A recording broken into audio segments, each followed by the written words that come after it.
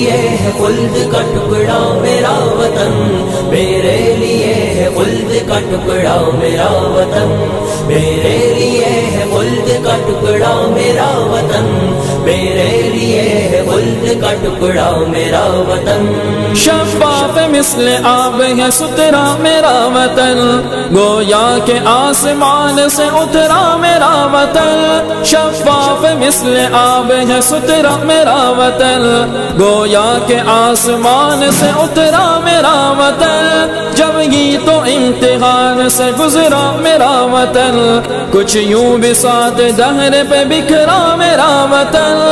نظریہ پاکستان پیش کرنے سے پہلے قائد اعظم محمد علی جناح اور ان کے ساتھی رہنماؤں نے بہت کوشش کی کہ ہندو قوم برصغیر کے مسلمانوں کے جائز حقوق کی مخالفت اور دشمنی سے باز آ جائے، لیکن ہندوستان پر انگریزوں کی حکومت قائم ہونے کے بعد سے اس طاق میں تھے کہ کسی طرح اپنی اکثریت کے بل بوتے پر انگریز حکومت کی خوشامد کر کے اپنے مکر و فریب اور ہتھ کنڈوں سے انگریزوں کو رضامند کر کے اس بات پر راضی کر لیا جائے کہ وہ ان کو اپنی حکومت میں برابر کا حصے دار بنا لیں یا ملک آزاد کر کے ان کے حوالے کر جائیں۔ اس طرح سے وہ ہندو راج قائم کر کے مسلمانوں کو اپنا غلام بنا لیں۔ یہی وجہ تھی کہ کانگریس کے مضبوط ہوتے ہی انہوں نے اس پر قبضہ کر لیا اور مسلمانوں کے حقوق پامال کرنے پر تیار ہو گئے۔ مسلمانوں کا اتحاد انہیں صرف اسی صورت میں قبول تھا کہ اگر مسلمان ہندوؤں کے ماتحت ہو کر رہیں اور ان کی مرضی کے مطابق اپنے دین، تہذیب،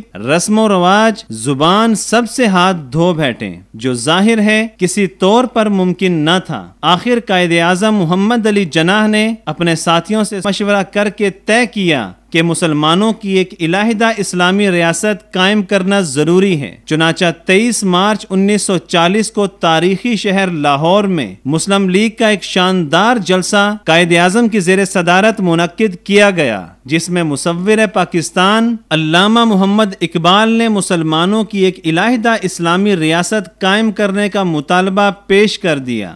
دلچسپ امر یہ ہے کہ اس قرارداد میں کہیں بھی پاکستان کا نام نہیں لیا گیا، صرف علیحدہ اسلامی ریاست کا ذکر تھا، لیکن اللہ کو منظور تھا کہ اسلامی مملکت قائم ہو۔ چنانچہ مسلمانوں کے دشمنوں نے خود ہی پاکستان کی تشہیر شروع کر دی۔ 24 مارچ 1940 کو ملک بھر کے تمام ہندو اخبارات نے جلی حروف میں یہ خبر چھاپی کہ مسلم لیگ نے پاکستان کا مطالبہ منظور کر لیا ہے۔ قائد اعظم کے غیر متزلزل فیصلے اور مذہبی رہنماؤں کی یکجہتی نے حقیقی معنوں میں انگریزوں اور ہندوؤں کے چھکے چھڑوا دیے۔ کانگریس اور انگریز اس صورتحال سے اس حد تک نالاں تھے کہ انہوں نے مسلم لیگ کے سیاسی رہنماؤں کو تنگ کرنے اور ان پر ظلم و ناانصافی کے پہاڑ توڑنے شروع کر دیے۔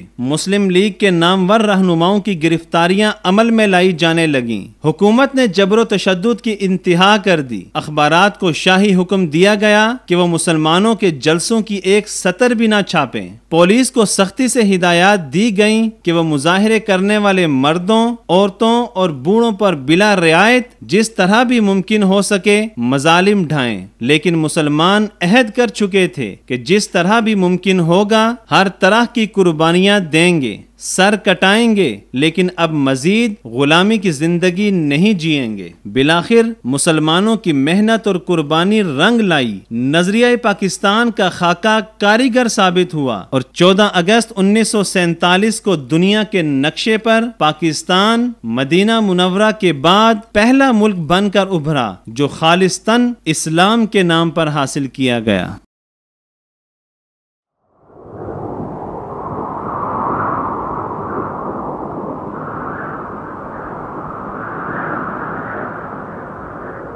اخوت و محبت کا علم بردار وصال اردو۔